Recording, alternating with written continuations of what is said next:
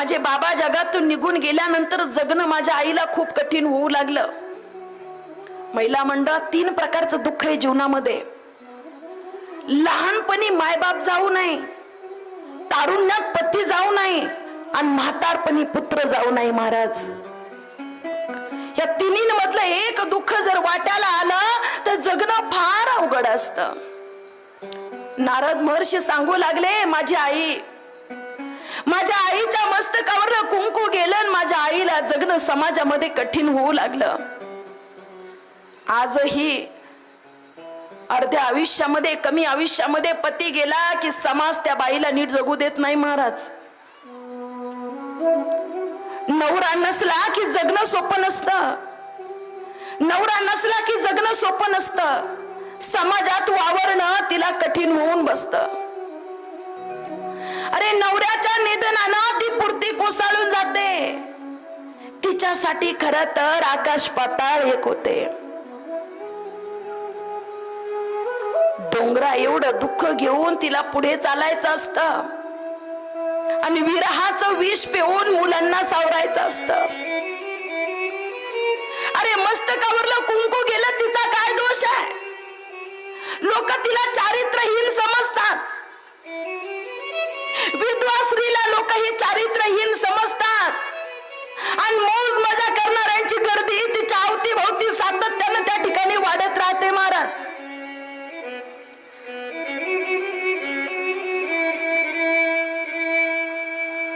तू लग्न करून टाक असा प्रत्येक जण तिला सल्ला देतो.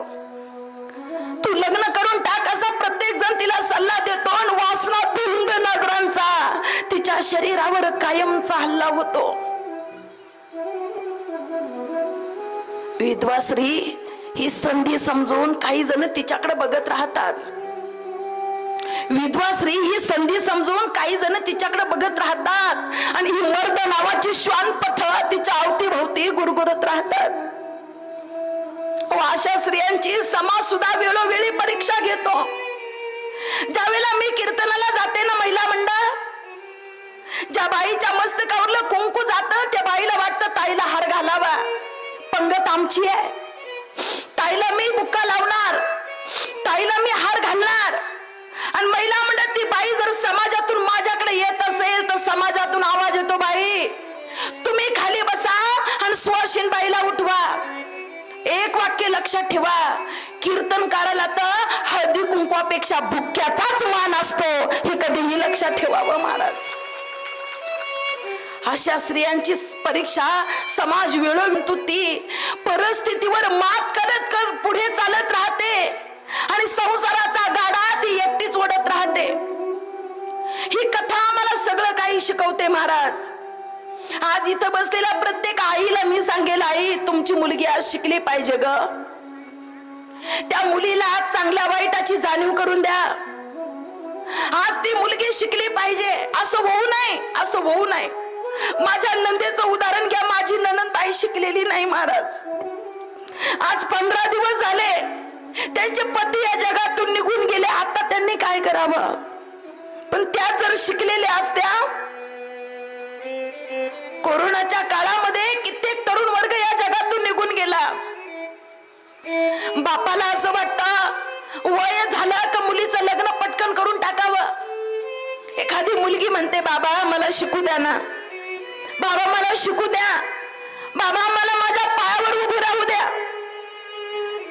त्यावेळेला बाप म्हणतो, बाई तुला चांगल्या घराण्यात देतो ना ग, तुझा नवरा कमवेल, तू काय टेन्शन घेते. ज्यावेळेला तो बाप त्या ठिकाणी लग्न करून देतो, एखादं लेकरू बाळ होतं, ऍक्सिडेंट होतो, काहीतरी घटना घडते. कोरोनाच्या काळात ज्यावेळेला तरुण वर्ग जातो ना, त्यावेळेला मागे राहिलेल्या त्या बाईनं नेमकं काय करावं महाराज सांगा. सोपं नाहीये. सांगेन मी तुम्हाला, तीच मुलगी तिच्या जीवनात कोणताही संकट येऊ द्या, पण पोरगी जर शिकलेली असेल तर या संकटाच्या छाताडावर पाय देऊन ती पुढे गेल्याशिवाय राहत नाही. महाराज, ती फक्त आपल्या पायावर उभी पाहिजे. भाऊ, माझ्याकडे 55 मुली आळंदीमध्ये शिकतात. कुणाला आई नाही तर कुणाला वडील नाही. खूप परिस्थिती गंभीर आहे समाजामध्ये डोकवल्यानंतर.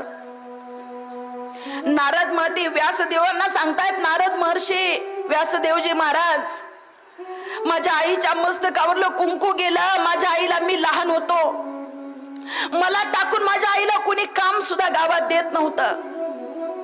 पुढे चातुर्मास आला. चातुर्मासामध्ये